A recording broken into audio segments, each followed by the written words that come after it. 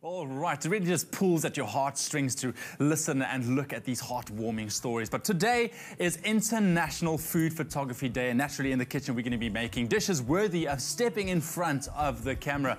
And today we have Sam Linsell with us, who knows all about creating beautiful dishes. She's a cookbook author and a food blogger. Sam, very nice to have you in studio. Thank you for having me. Yeah, so you're going to teach us not only how to create a beautiful looking dish and tasty as well, but also some photography skills. But that comes a little bit later. What are we going to be doing in the kitchen right now? Well, today we're going to make something that's really simple and something that's actually perfect for a weeknight supper. It's a chili cola chicken. Chili cola chicken. And it really is just a lovely recipe. It just has very few ingredients and takes about 15 minutes to make. That is perfect because, I mean, living a busy life, you know, coming home, you don't want to spend hours cooking. It's a little bit innovative because it's got a lot of flavor, and obviously we're using cola, which is a little bit of an interesting ingredient to use in food. It's definitely got lots of sugar. And yeah, definitely one of my favorite ingredients, chilies in there. I love chili. Okay, so take us through what we are going to need. What we're going to need is, first of all, we heat the pan with a little bit of peanut oil. You can use sunflower oil, peanut oil, whatever. We get it a bit hot.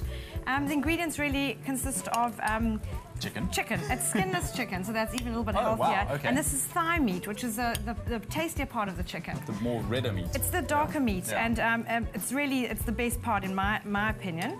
What we do to prepare the chicken is you just dust it with a little bit of corn flour and some soy sauce. Alrighty. And you do this in advance. Okay. You basically marinate that for at least 10 minutes in your fridge. Oh, so it doesn't need to be or an hour. Even it could be whatever suits you. It can be overnight, it can be 10 minutes, whatever. Perfect. You just really want everything to amalgamate. But for the purposes of today, we're going to cook it right away. That's fine. I'm sure it's going to be just as tasty. It'll just be as good. But like Sam said, you can make this at home very, very quickly. All you need to do is SMS the keyword chicken to 33728. We'll send all the ingredients straight to your mobile phone. All right. So the soy sauce, I love the ingredients in this because it's going to give such a powerful taste, I'm sure. Absolutely, very, very strong. And you would think with a cola that it will be a bit sweet, but in actual fact, there's quite a lot of soy sauce. That tends to balance out the sweetness. You put in the corn flour there. What does it add to your chicken? What that really does is create a little bit of thickness and a bit of texture when you make the sauce a bit later on. All right, all right. So what you need to do is just quickly brown up the chicken. I can smell that soy sauce coming out so strongly. What a nice smell. Yeah. Oh, soy sauce probably got one of the best flavors ever. Yeah, it is so wonderful. Nice. Yeah. Full of umami, and so once that is all nicely browned, you then need to add all your aromatics, which is your garlic. Yes. And your ginger. And your chili. That's it. That's it. In you go. And you just toss that around for about a minute or so, just to make sure that all of the aromatics infuse with the food. And everything's nicely browned. That's it. Yeah, this, as I said, it's relatively healthy. You know, you're using just a little bit of oil, a little bit of sugar, but kids absolutely love this. So it's the perfect meal to make for your children. I'm sure I would love this. Of course, if you have just tuned in, we are making chili cola chicken with Sam Linsell here in the kitchen this morning. Oh, and those aromas are just releasing as it hits the pan. It's beautiful. You said you love chili. I do. I love chili. Yeah, so I think for someone like you, to add a bit of extra chili, to give it a real firecracker. I did. You know, a little bit of, beads of sweat on the forehead, you know, that kind of thing. You know, you just keep it quite mild. You can also eliminate the chili. All right, cool. Once that's nicely browned, you pour in your cola and the rest of your soy sauce. And then that is really essentially your work is done here. And that's pretty much it? That's it. And now you wait for it to cook. It fizzes a little bit. And all you do is just stir occasionally and on a low simmer, medium to low simmer, and you just stir it and it'll thicken it up. Yeah. So gorgeous. Oh, that looks amazing. So, of course, you can get their ingredients sent to your phone. You can make this at home. It's a quick and easy recipe. SMS the keyword chicken to 33728. All right, Sam, so once this is done, you serve it like this. This is our end product. Serve it with some steamed rice. You can use jasmine or basmati rice. Is lovely with it. Yes. And I've plated it up here, because we're going to be doing a little talk about taking photographs of food. And what I've done is I've plated it in such a way that you can see some of the rice and you can see some of the cola chicken. The garnish for this dish is absolutely lovely and adds a huge amount of flavor and texture. It's chopped up spring onions and some roasted cashew nuts, which is lovely. So it gives you a little bit of a crunch.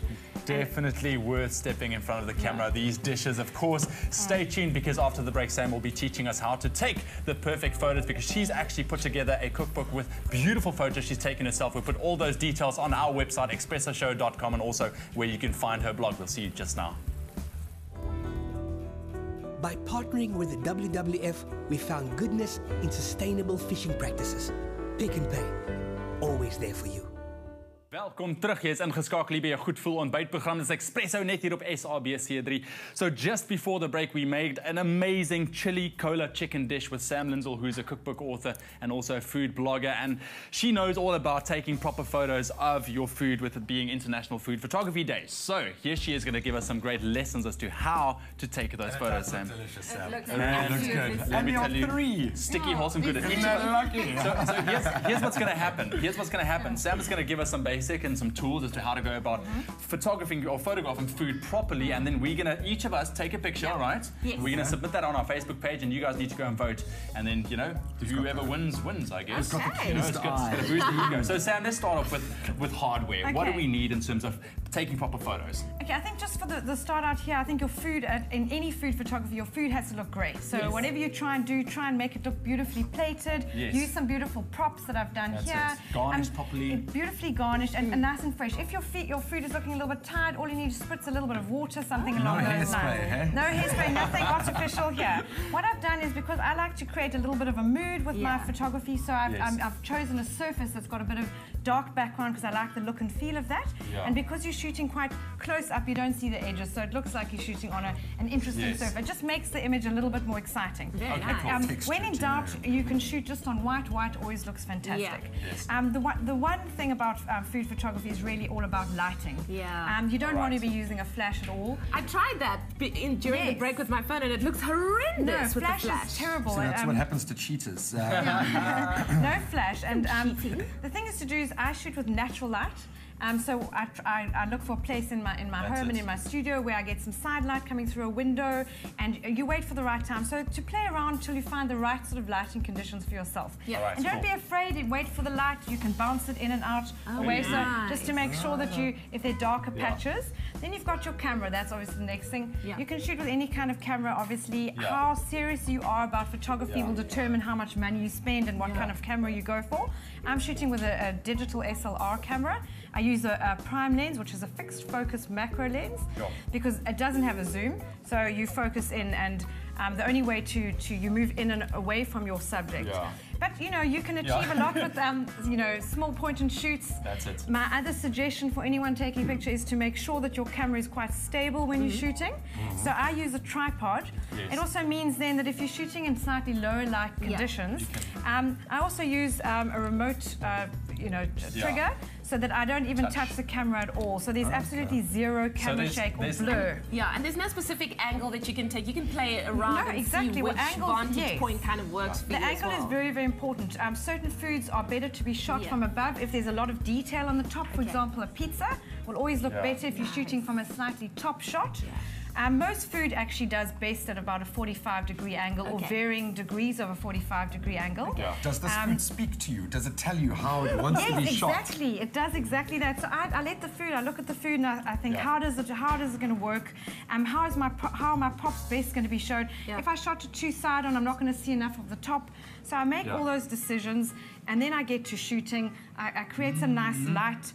And then the best thing to do is to understand your camera and figure out all the details there. All right. Well, I think on that point, you guys, you know, I'll let you guys go first in taking these photos. All right, Sam, thank you very much for joining us this morning. It was fantastic. We're going to take these photos. We're going to upload them on our website. You guys go vote and see which photo makes your mouth drool. It's going to be on Facebook. So while we do this, let's go over to our very special rocking guests this morning. Here they are. Good luck on the roof.